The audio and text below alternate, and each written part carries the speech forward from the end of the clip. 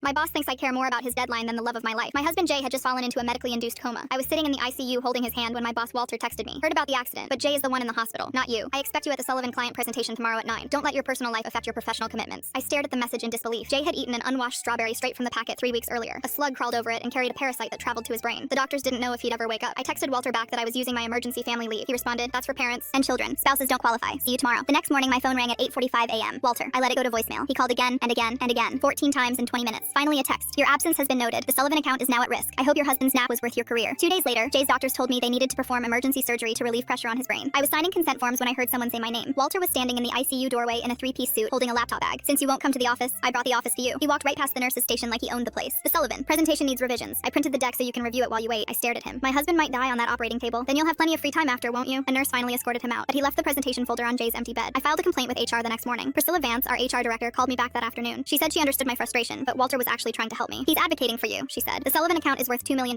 If it falls through because of your absence, the company will have grounds to terminate you. Walter is trying to prevent that." She suggested I work remotely from the hospital. "Jay's in a coma," I said. "It's not like he needs you to be present and conscious, right? You can answer emails while sitting with him. Multitask." I hung up on her. 3 days later, Jay was out of surgery but still unconscious. I hadn't slept more than 2 hours at a time in over a week. I was in the hospital cafeteria getting coffee when I checked my email. There was a message from Walter marked urgent. "Your continued absence has resulted in the loss of the Sullivan account. Per company policy, employees responsible for account losses exceeding 500K are subject to immediate review. HR will be in contact regarding next steps." The next day, I got a termination letter. "Due to extended unauthorized absence and failure to meet critical client obligations, your employment has been terminated effective immediately. Your benefits will end in 48 hours. I was sitting next to my comatose husband, reading that I was about to lose our health insurance. The insurance that was paying for his ICU bed, his brain surgery, his ventilator. I called Priscilla sobbing. "Please, my husband will die without this insurance. Please." She said her hands were tied. The termination was already processed, but she could offer me COBRA continuation at $1,800 a month. "Given your situation, you might also want to look into Medicaid." That night, I couldn't stop shaking. My mother-in-law Sally found me hyperventilating in the hospital bathroom. She sat me down, gave me water, and asked me to tell her everything from the beginning. I showed her every text, every email, every voicemail. She didn't say a word until I finished. Then she picked up her phone and made one call. The next morning, a man in a gray suit showed up at my hospital room. He introduced himself as Douglas Keller, Sally's best friend's husband, employment attorney, exposed 3 Fortune 500 companies for labor violations. I told him my story in 15 minutes. He recorded everything. When I finished, he literally started laughing, clutching his stomach. I used to dream of cases like this. Walter's denial was illegal. The termination was illegal. And cutting your insurance while your husband is on life support? He shook his head. I haven't seen a slam dunk of evidence like this since the Diddy case. By noon, he had filed an emergency injunction to reinstate my insurance. By 3 p.m., he had drafted a lawsuit for wrongful termination, insurance fraud, and intentional infliction of emotional distress. At 4:40, I walked into my office building with Douglas by my side. We went directly to the 3rd floor conference room where Walter was presenting to 12 senior managers. Douglas opened the door without knocking. Walter stopped mid-sentence. "Excuse me, we're in a meeting." He saw me. His face flickered. "Security will escort you out. You don't work here anymore." Douglas walked straight up to Walter and handed him the papers in front of everyone. Walter looked down at the first page. The room went silent. His face went white. He looked at me, then back at the number. $3.2 million.